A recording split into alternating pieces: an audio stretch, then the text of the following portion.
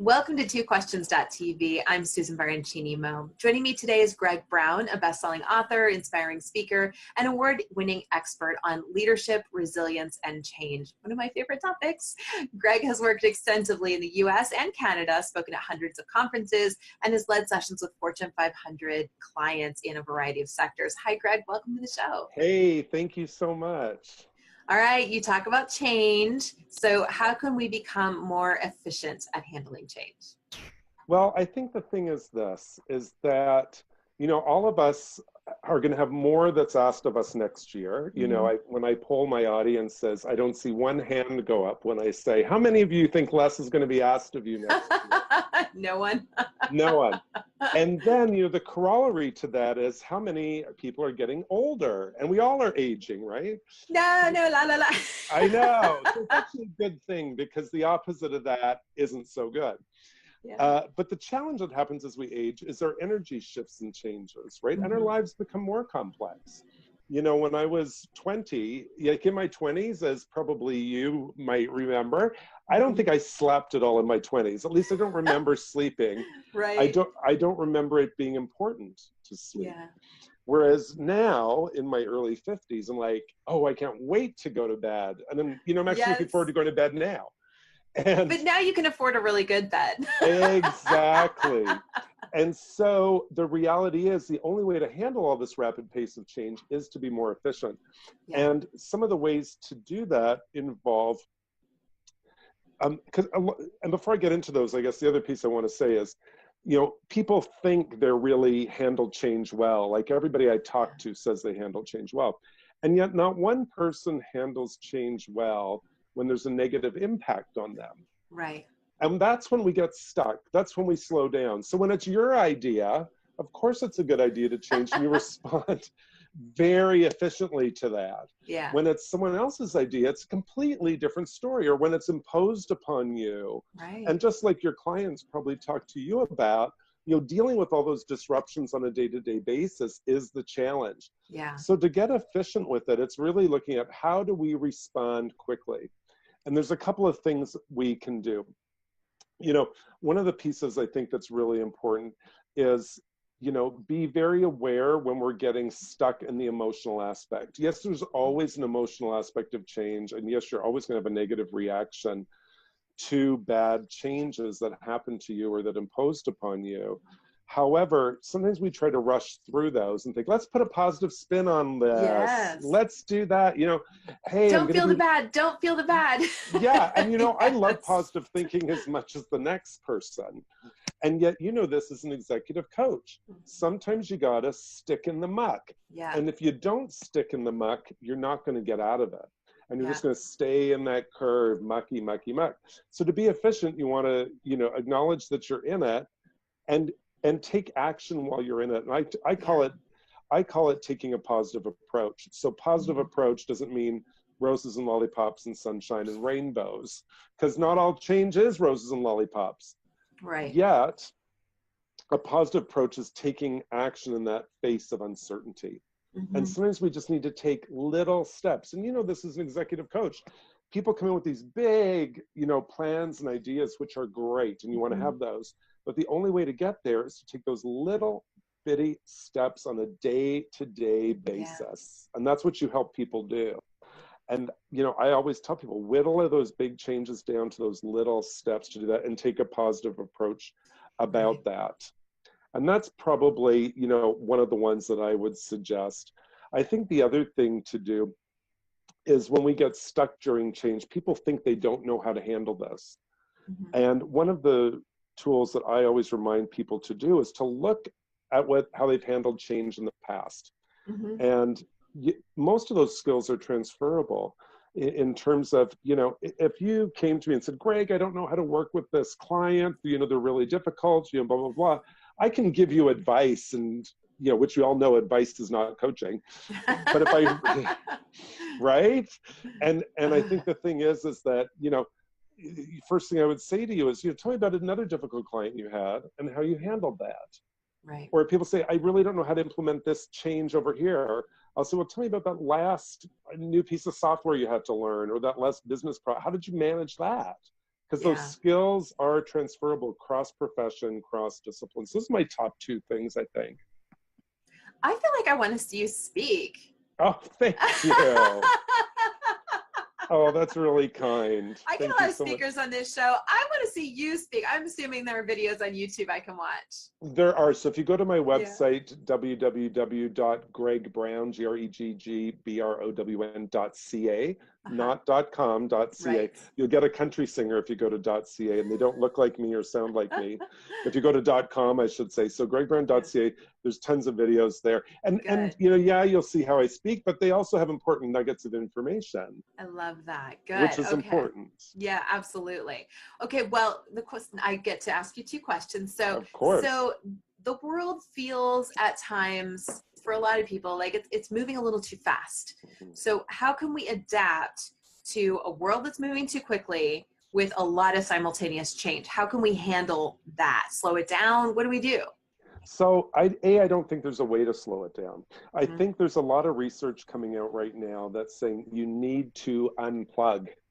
Yeah. And, you know, working with executives and people that are running their own business, like who I work with, it's hard to do that. And yet what we know is that in order to be efficient with change, you need to recharge your energy. Because just like I said earlier, we're all getting older. More is going to be asked of us.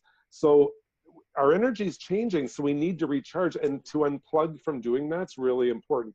Now, that doesn't mean you have to be unplugged for 8 hours a day, but it means that you might need to turn your phone off when you're doing some other type of work, turn your notifications off on your laptop when you're developing something. Do what I do, which is have two phones. I have a work phone and I have a personal phone. No, Greg. I do. So I can When unplug. do you turn them off? I turn my work phone off at 4 or 5 o'clock every day. And if I'm in the peak of something, you know, yes, we all have peaks and valleys with our work. I will check. But, you know, after 4 or 5 o'clock, even though it's my own business, it goes off. If I'm on vacation because it's my own business, I do check.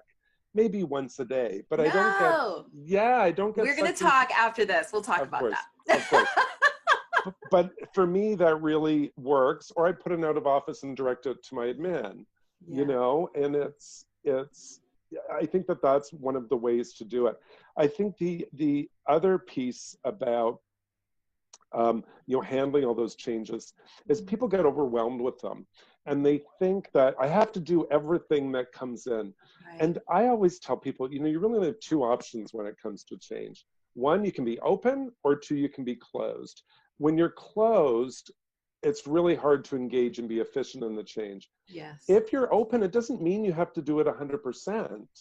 It might mean you just do 5%. You know, I just wrote an article on LinkedIn on what a Bitcoin ATM taught me. So I walked by a Bitcoin ATM. I'd never seen one. Yeah, have you ever seen a Bitcoin ATM? No. So there's a picture on my LinkedIn profile. Yeah, it is a thing. So I did a double take and I wrote this, just a little article on LinkedIn about, you know, being open to a Bitcoin ATM doesn't mean I need to start using it, because I don't think I ever will. But what it did remind me of is that when we have the opportunity to be open to change, it might mean just being 5%. So just tiptoeing in and just going, you know what, I need to research this. So I actually did a little bit and like, oh, that's what a Bitcoin ATM does. I'll probably never use it, but I'm open to that now. So open might mean stepping in at 5 or 10%. You don't need to do everything at 100%. And I think that that's what people forget, is they think that, you know, every change that comes my way, all the rapid pace of change, all the news, you know, everything going on at a world level, I have to be 100% up on. Well, you don't. You know, you can be 5% here, 10% here, 100% here. And it's really about prioritizing. And, you know, I hear people, and you probably hear people say this in your line of work, everything's a priority. But when we say, you know it, right? You hear that probably. All the time. Yeah. And the reality is, if you say everything is a priority, by definition, it means nothing is a priority. Because priority by definition is, you might have a list of priorities, but your top 3 things on that list are a priority. Everything can't be a priority, or there are no priorities. Exactly. And, you know, it's really about helping people realize, how do I prioritize? What do I have control over? What do I not? You know, it is important to be informed, I believe, in world events and news and stuff. But I can get sucked into the vortex of like drilling down, getting upset, la la la la la. Yeah. And trying to find out what's true, trying to find out what's not, and exactly. And I think we're all in that space, people I talk to these days. And it is about trying to, and I shut that down. Like I have to be, I'm not doing that before I go to bed, because I do not want that information in my head before I go to sleep. Because then I won't have a good sleep, and I won't have energy the next day to handle all the changes I'm dealing with. Yes. And wake up in a good space too. Well, and you know this from working with your clients is, you know, how you start your day is how you're going to live your day. And if you get up and say, oh shit, am I allowed to say that? But you can say whatever you want on this show. That's what people say. They get up. I've heard it for years from, they're like, you know, I get up, I say, oh shit, every morning. I'm like, well, is that really the way that you want to start your day? Or do you want to consciously get up and go, you know what, I'm going to have a great day today. And it doesn't mean your day is going to be great. But what it does mean, you're going to be in the mindset to handle the setbacks that happen. And that's what a positive approach is. So when you get in the poop, you can come out of it much easier if your mindset is different. And I mean, that's what you do. Yeah, absolutely. Well, you know, what's funny that a lot of people don't know is how you go to sleep at night is often how you wake up in the morning. So if you go to sleep at night and you're thinking about all the bad stuff that happened today and you're focused on the negative, you better wake up and do those gratitude exercises, because frankly, you're going to wake up in a crappy mood anyway. Well, and the point, sorry. Oh, I was going to say that I go to sleep listening to stand-up comedy. I go to bed giggling, and then I wake up and I'm happy. You know, that is such a great thing too. I got sucked into watching a bunch of, you know, X Factor, fun, not the funny ones, but the really inspirational ones. Because I watched the funny ones and I'd start to feel bad for everybody. But then I'd get sucked in for about an hour watching the really inspirational ones. And it does that. And I think the challenge, as I'm sure you find, is people think that's all woo-woo voodoo stuff. And yet we know from the research and the science, and this is neuroscience, it's not voodoo, new age, metaphysical stuff, which I think is good.